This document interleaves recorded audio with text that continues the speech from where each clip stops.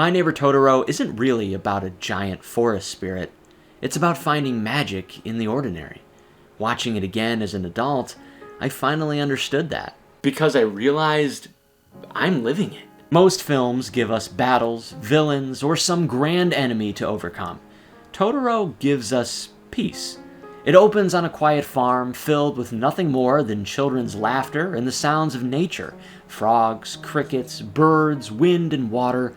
Even its most iconic scene is simply characters waiting for a bus in the rain. Nature itself is a character.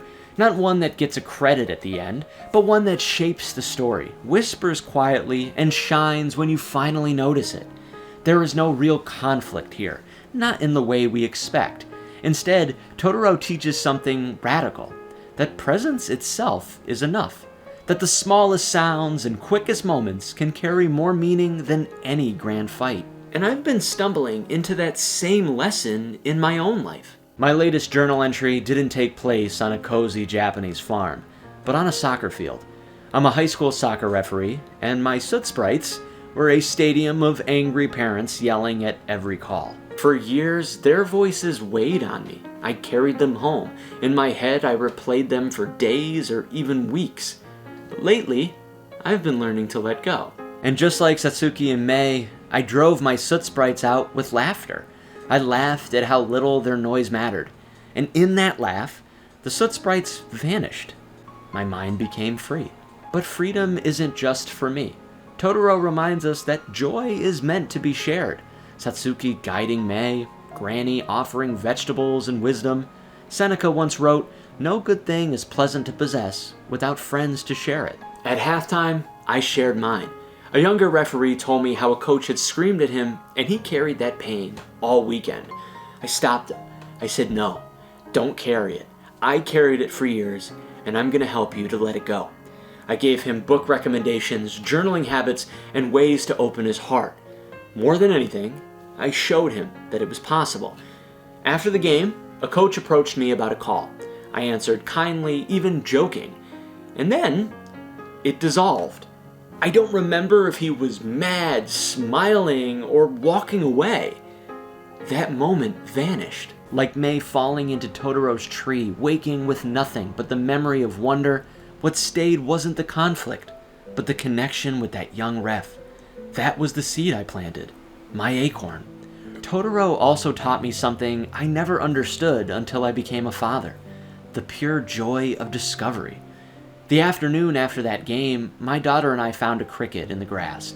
She chased it, laughing as it jumped from her hands. I chased alongside her, our yard filled with joy, curiosity, and wonder. Children live with their hearts wide open. Every bug is a friend. Every challenge is a puzzle. They don't carry yesterday's weight into today's play. Maybe that's why they have so much energy, because nothing holds them down. That same day ended with a golden sunset. I stared at it, knowing that I'd never see that exact one again. Totoro teaches this too. The girls plant acorns that seem ordinary, and one night, Totoro makes them sprout into a giant tree. They soar into the sky playing flutes, their father pausing from his work to hear the faint music. By morning, the tree is gone, but the sprouts remain. The miracle was fleeting, but its proof stayed. That sunset was my tree. It appeared in full glory, then vanished into memory. But it left a seed behind, proof that peace is real. Beauty doesn't need to last to be true.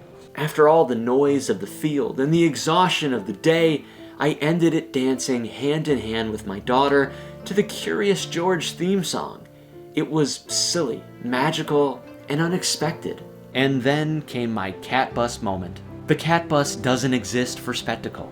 It carries the girls to safety, to family, to laughter. And that's what my kitchen dance was. The reminder that the best magic isn't in battles or victories, but in love and laughter. Everything about this story is ordinary. A soccer game, a cricket, a sunset, a silly dance. But that's the point. Japanese philosophy has long taught this.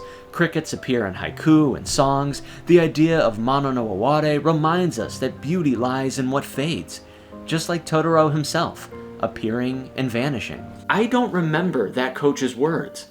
I remember that ref's story, the cricket, the sunset, my daughter's laughter. Those are the seeds that my magical tree left behind. Totoro isn't just a children's movie. It's a blueprint for freedom. You don't need to fight every battle. You don't need to cling to every word. You can let it all go. And in that space, you'll notice the crickets, the laughter, and the golden skies in your own life. This isn't theory. This isn't just philosophy quotes. This isn't some mindful app that you can subscribe to. This is life. I'm living it, and you can too. My videos aren't breakdowns or intellectual studies. They're journal entries, parallels between my life and the stories that help me see more clearly. I know they won't be for everyone, but the ref I was years ago needed them. My daughter may one day need them. Maybe you do too. These are breadcrumbs, a trail showing that if I can do it, so can you. Just open your heart to the simple things. Be like Totoro, play in the rain, stare at the sunset, chase a bug, laugh with loved ones.